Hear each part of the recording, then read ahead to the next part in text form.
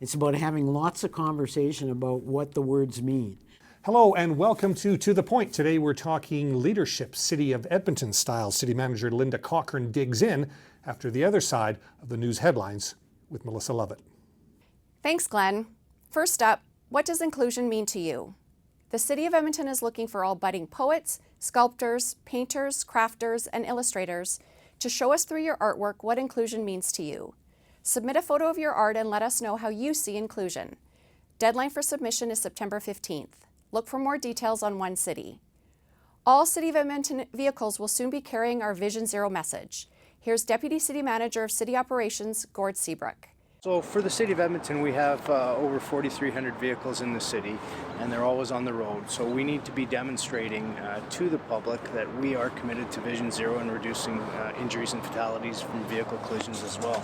I think the overall commitment to Vision Zero is one that we have placed on our citizens in the past, and now as a major corporation in the city, we want to be leading the way by showing that we're committed to Vision Zero and will lead by example. Don't miss out on the City of Edmonton's Employee Appreciation Program, Celebrating You. Staff can choose from 3 employee appreciation options: a family single admission to a City of Edmonton facility, a barbecue event with Root for Trees, or a pancake breakfast. Please submit your selection by September 12th. Registration is available on a first-come, first-served basis, and space is limited. Earlier this summer, ELT and branch managers discussed the City of Edmonton's leadership competencies, key attributes that describe how people approach their work and help us excel. These competencies focus on self, team, and results. They will be the foundation of how we approach our work at this city. Expect to hear more about these leadership competencies over the next few months, including your interview right now with City Manager. Back to you, Glenn. Melissa, thank you. City Manager, welcome. Thank you. Happy end of summer. You too. Thank you. Not much of a summer. That word leader that we're talking about today, that keyword leader, who does it apply to now in 2019 at the City of Edmonton? Who are the leaders of this corporation? Well, I think we're starting to think, Glenn, that the notion of leadership in some capacity or another applies to everyone who works at the city, all 14,000 staff. Are leaders. Are leaders. And not necessarily of the same type of thing. We have leaders of service, we have leaders of people, we have leaders of leaders, and we have leaders of strategy. But there is a leadership component and a leadership imperative in every city employee's job, and that's what we'll be starting to have conversations about in the months to come. Why this renewed focus on leadership? Well, I think we've been building to this point for last couple of years. I think when we started the cultural commitments, we started to realize this is about leadership at all levels. You've defined, or you're defining, our focus for how we will act as leaders, and you've zeroed in on 6 leadership competencies unique to the corporation. Can you give us the big picture of the leadership competencies? So it hasn't been formally announced in any particular way, but we are starting to talk about particular competencies and behaviors that we're hoping to train in where necessary and to reinforce and to reward. And it's about things like being courageous and being inclusive, the idea about being collaborative and working together to achieve leadership goals, and the notion of systems-based thinking and values-based thinking. That idea that we don't invent each time we are faced with an issue, invent a way to handle it. And lastly, the idea that we all need to, and certainly I do, build upon our creative and our innovative skills as leaders. Can we expect more of a free market in how leaders lead in the City of Edmonton, or will it be more consistent? Will people be able to expect a certain kind of leadership?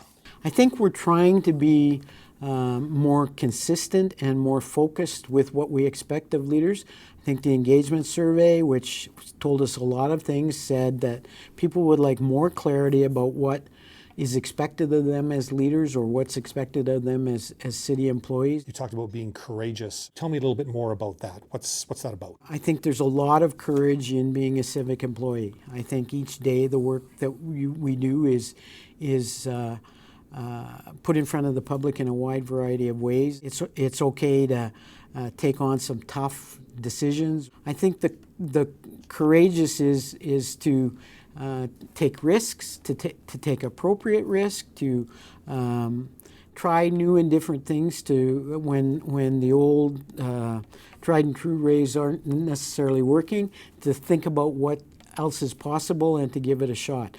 And for leaders of leaders and for leaders of people to encourage that and to nurture that and to support that, so that if you do take a well thought out risk, that you feel supported. Did you borrow these competencies from other corporations? I think they're homegrown. I'm not saying that we've got a license on them and that you won't see some of them in other municipalities or in other lines of work, because they are essentially good common sense in how good civil servants behave. Is this another set of things to memorize? There's a lot of that in the city. Point taken. It's something that I've struggled with as well, because I'm good for about 3 items of anything, and anything beyond that takes me a fair bit of time to institutionalize in my brain. And we talked about that as well as a leadership team. And it's not about memorization.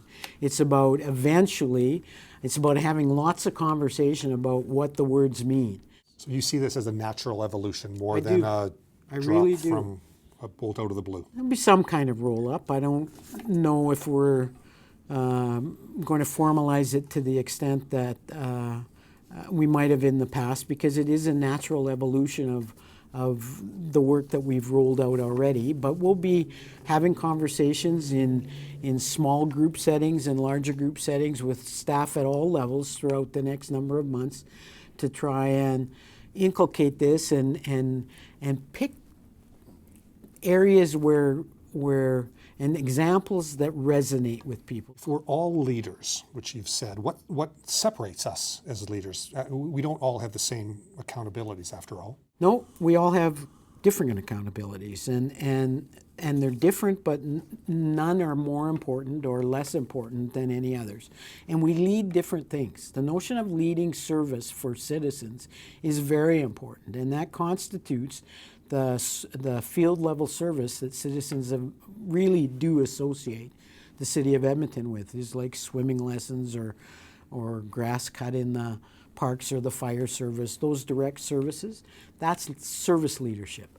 There's leadership of people, foremen or forepersons and crew leaders and team leaders, that type of thing, that will take a small group of people and marshal that work with them. The idea of leaders, branch managers and directors lead people who lead. And that's a different but equally important part of work. And there's leaders of strategy. You had Kaylin Anderson on not long ago to talk about the city plan. She's responsible for probably one of the most important strategic pieces of work that council will face over the next number of years. So when Dave, and I didn't get his last name, drove up to me while I was watching my front street be microsurfaced, which is very cool, by the way, and he explained what was happening and answered all my questions without knowing that I was a city employee, that's what you would kind of see as a service leadership. And thanks to Dave, speaking with citizens about the service in a helpful and integrated and safe and excellent kind of way is exactly what we were hoping Dave would do, and his colleagues. Jennifer Cluth put it memorably recently, and in a way that I can remember.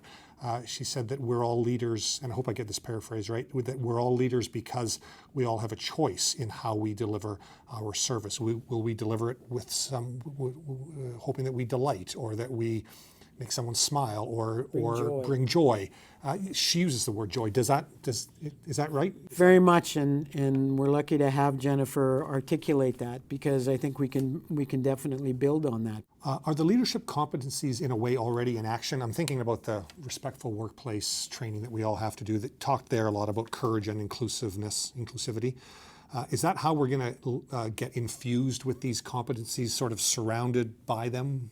Very much so. And the training or the coursework or the self-teaching that comes with all of those is a big part of that. And a lot of the work that is coming out of the new Employee Services Department, and a lot of the relationship work that's coming out of the Communications and Engagement Department, is very much connected with this. And so I think we're starting to see at an executive level that we're starting to make sense of all the various pieces and dots that fit within an employee's framework of expectations. And it will ideally start to make sense to everyone that, oh, this is how I act and it fits. You could have us back in a couple of months to continue this leadership conversation? Love to. To date. Thank you, City Manager, for joining us, and thank you for joining us on To The Point. We'll see you next time. Jab. Undercut. Cross, undercut. Yeah. Great fitness. It is. She did wear me out today. I said, my shoulders are killing me. She said, 27 more.